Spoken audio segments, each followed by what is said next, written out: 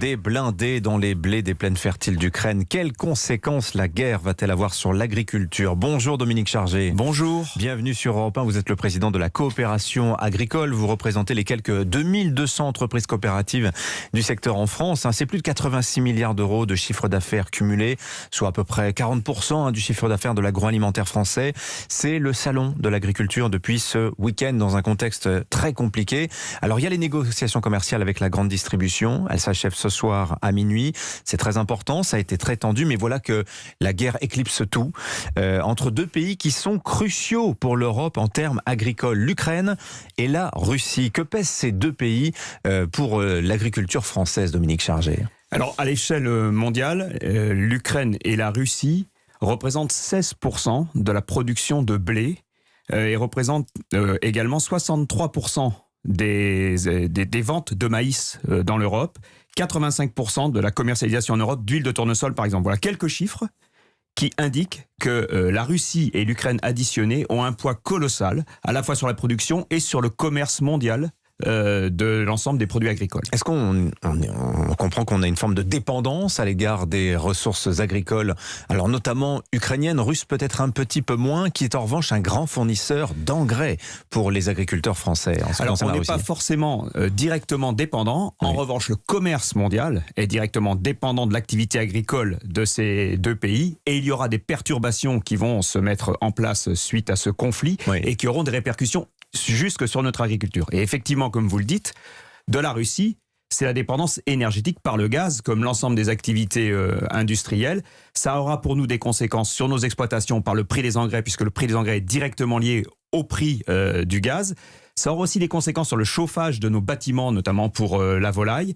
Et ça a également des conséquences pour nos entreprises, puisque nos entreprises de fabrication de produits sont des entreprises qui utilisent du gaz, notamment pour la betterave ou pour le lait. Oui, puis aussi pour le coût de l'alimentation animale, puisque ce sont essentiellement des céréales. Alors absolument, le prix, la perturbation qui va suivre ce conflit, la perturbation des flux de céréales va engendrer, c'est d'ailleurs déjà parti, dès le jour de l'invasion, le prix des céréales a bondi de plusieurs dizaines d'euros qui vont effectivement renchérir le coût de l'alimentation de nos animaux. Alors comment vous expliquez justement cette flambée des prix de marché, puisqu'à l'heure actuelle la production n'est pas directement menacée, c'est un effet de crainte pour l'avenir? Dominique Chargé, vous pensez qu'on va vers des pénuries de céréales et d'autres matières premières agricoles?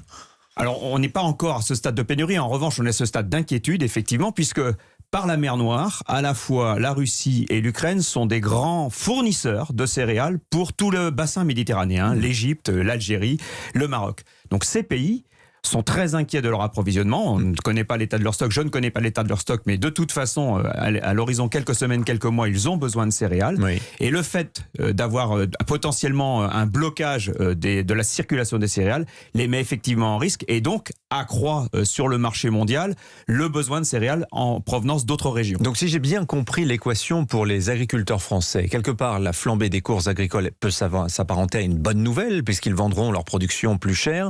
En revanche, ils vont avoir des coûts de production beaucoup plus élevés du fait de l'inflation de la facture énergétique.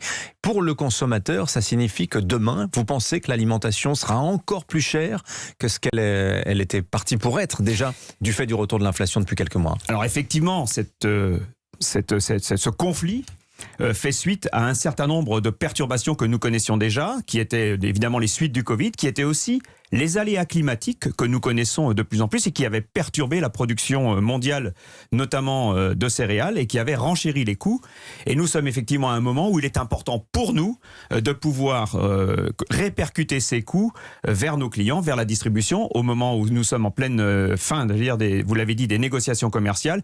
Et il va donc être important pour nous de pouvoir répercuter ces coûts pour que nous puissions faire face à ces augmentations de coûts dans nos exploitations et à l'inflation qui s'ensuit. Alors justement, comment ça s'est passé ces négociations? Je lis partout que ça a été très tendu, ça s'achève ce soir. On peut d'ores et déjà en tirer peut-être un premier bilan. Dominique Chargé, du point de vue des coopératives agricoles qui sont des grands fournisseurs de l'industrie agroalimentaire française, qui représentent aussi de nombreuses marques, qu'est-ce que l'on peut en dire à ce stade? Alors les négociations commerciales en 2022, elles ont été particulièrement tendues, de par le contexte particulier dont nous parlions, qui est celui d'un contexte inflationniste, celui d'un contexte sanitaire perturbé, celui aussi d'un nouveau cadre réglementaire qui s'est mis en place début 2022 et qui a extrêmement tendu les discussions entre nos entreprises et les distributeurs. Cadre réglementaire qui disait il faut mieux rémunérer encore une fois les producteurs. Évidemment, le cadre réglementaire qui cherche à mieux rémunérer, à mieux répartir la valeur, mieux rémunérer notamment les agriculteurs. La question est derrière, qui doit rogner ses marges? Alors voilà, le cadre réglementaire en revanche ne précise pas de quelle façon tout ça doit se faire,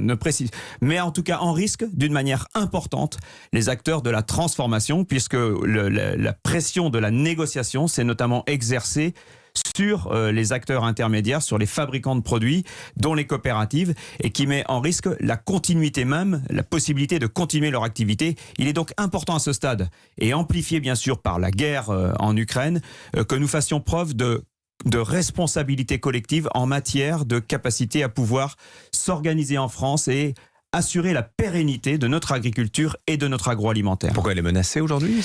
Elle est menacée, sa continuité est menacée si nous ne pouvons pas passer les hausses de coûts auxquelles nous devons faire face. Il y a effectivement au-delà de notre capacité... Donc c'est au consommateur final, vous pensez, d'absorber la hausse des coûts de production? Alors le contexte particulier dans lequel nous sommes aura forcément une incidence sur le quotidien de chacun d'entre nous et notamment sur ce que sont l'approvisionnement dans ces fonctions vitales dont la santé, l'alimentation, notre sécurité. En revanche, ce qui est important que nous puissions faire aussi, tel que ça a été fait pour les ménages, c'est de pouvoir plafonner, de pouvoir avoir un bouclier, le fameux bouclier qui plafonne le prix de l'énergie.